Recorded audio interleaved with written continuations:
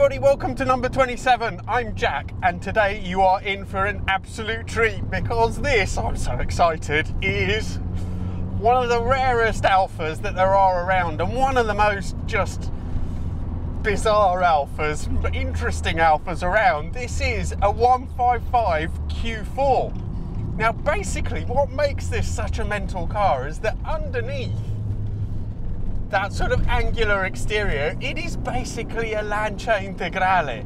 Why they did this, I don't know, but let me explain a bit more in detail what is going on with this very unusual car.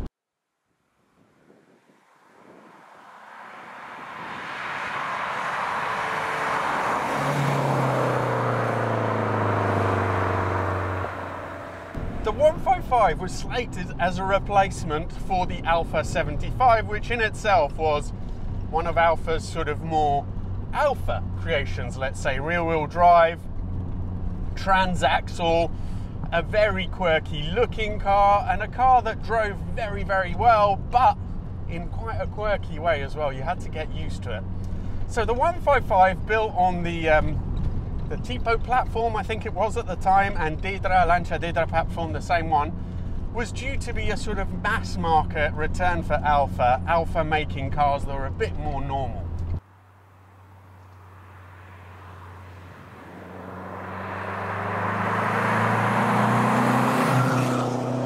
Well, obviously, Alfa being Alfa, they weren't that normal, certainly not in terms of looks. The looks were always quite divisive. I think that I personally quite like the way the 155 looks, but I understand why certain people are, it's not everybody's cup of tea, put it that way, but I think from certain angles it looks great, and also it is just different. It doesn't look like anything else on the road. Now I think I need to pull over somewhere and actually move my camera at the top of the screen because it is raining quite heavily and I need to be able to use the wipers. And I realised to my cost recently that when you flick on the wipers and you got a camera on the screen, some very not good things happen. Wow, it's really bombing down.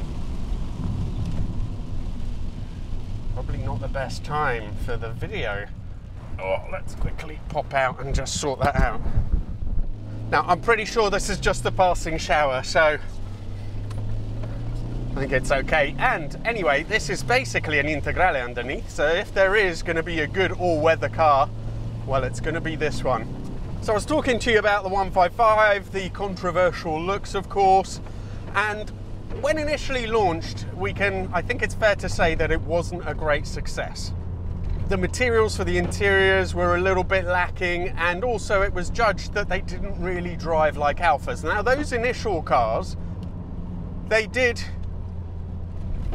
also use the sort of old Alfa Romeo 8-valve engines. A few years into production, and Alfa managed to come up with something that's kind of saved face to a degree, because the facelifted versions of these, wide-bodied, they had a quicker steering rack, they had various updates, they had versions of the Fiat 4-cylinder, but with Alfa 16-valve heads. They were belt-driven rather than chain-driven. And essentially it did give the 155 a new lease of life. So the facelifted models were definitely a substantial improvement on the previous cars. The Q4 was an incredibly strange beast. And it was made both in pre-facelift and in facelift like this one, which is wide-bodied. I mean, it was strange reasoning for Alfa Romeo and basically, i.e. Fiat, as to why they were going to make this car in the first place. The Delta was nearing the end of its production run, so possibly it had something to do with that. Let's just do a bit of maneuvering here, and then we can also do a little sort of full throttle run out of this junction.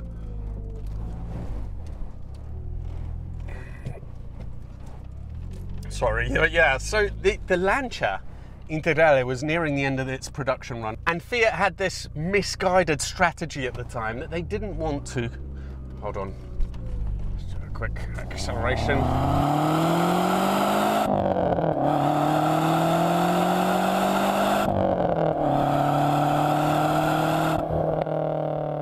So it goes up to 6,500 revs.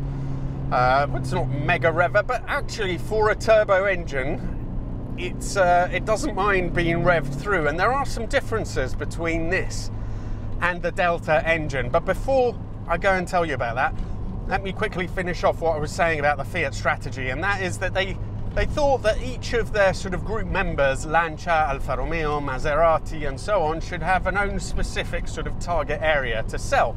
So they shouldn't cannibalize each other's sales. So as a result, when the Delta sort of went out of production, they didn't replace it. There was another Delta, but it wasn't a proper Integrale.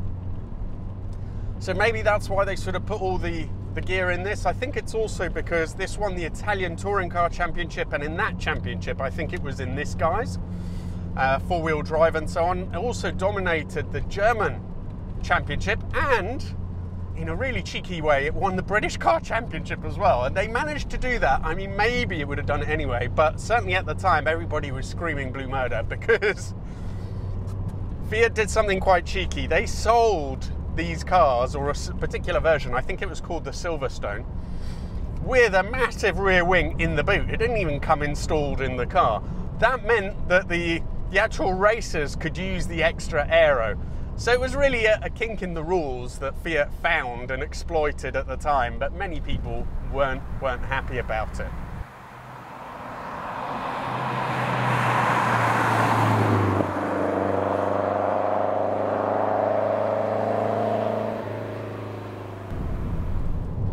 So this is a facelift interior, so I think it's a little bit better, although I have to confess, I don't know. I haven't been in one pre-facelift. I don't find this interior to be particularly offensive. Yeah, it's not maybe as nice as a BMW interior. There are quite a few sort of little squeaks and rattles, which are a little bit unsettling, but you kind of get those in an early 90s sort of Fiat group product, unfortunately. So boost seems to come in around 3,500, but this does not feel anywhere near as quick as an Integrale, certainly not an Evo sort of spec car, which had 230 horsepower.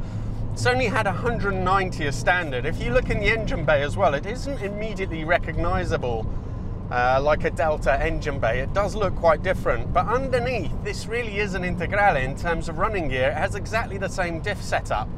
Viscous coupling in the middle, it has an open diff at the front and a torsion diff at the back. So you would think it would drive quite similarly, but it doesn't. It doesn't. There is nothing about this car to me that feels like a Delta. Nothing at all, because I don't know, it just, let me just switch off the heating because I am boiling. It feels like it is and feels like a much heavier car. The Integrale is very crisp, it's dainty, it's on its feet, it's delicate. This doesn't feel like that. It doesn't feel bad, it just feels very different.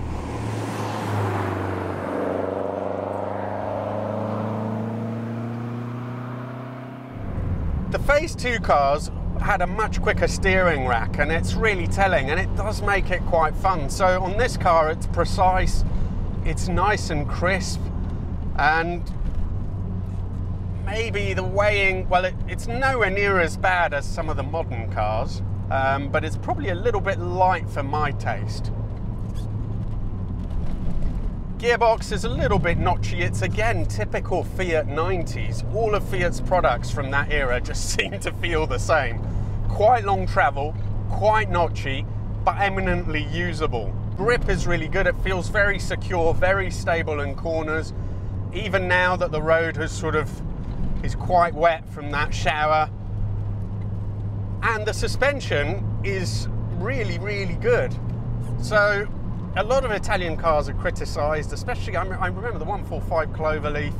I had the 147 GTA, a much later car than this, admittedly. But the suspension on that for British roads was just pretty awful.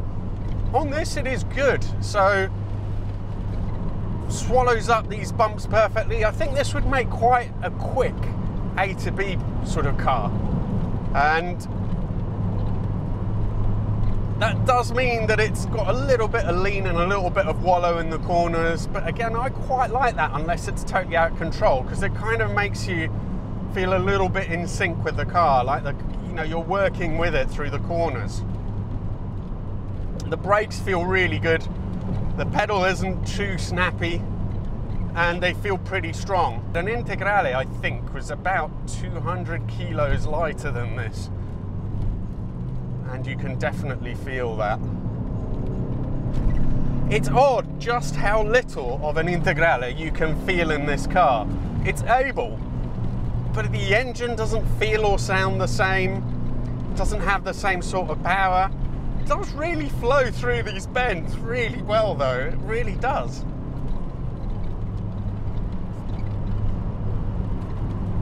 What an interesting car. These were so rare. The Phase 2s like this, I think they only made about 200. And they do look much better with the sort of, with the wider body as well.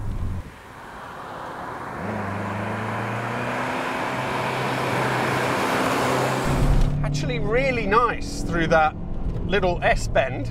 I think this is a kind of car that if you spend a bit of time with it as well, it would start to grow on you, because the more I've been driving it, and I drove it earlier as well, sort of the better I seem to get in tune with it. It's a satisfying drive, and you'd be one of the very few people owning one of these. Not only is it 1.5, which is a different thing on its own, but it's a Q4, which is uber rare. Thank you all so much for watching. I'm just delighted to have been able to drive this car today. It's one of the ones I've had before which has just been on my list for such a long time.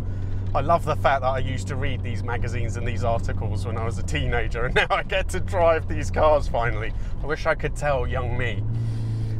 Thank you all so much for watching. If you have an unusual, rare car with a story, please get in touch. Instagram is the best way. And please do subscribe if you haven't already. If you want to support the channel, then there is a Patreon link in the video description. I send out an update video every month, which is just to Patreon members. So again, thank you so much, and see you for the next video.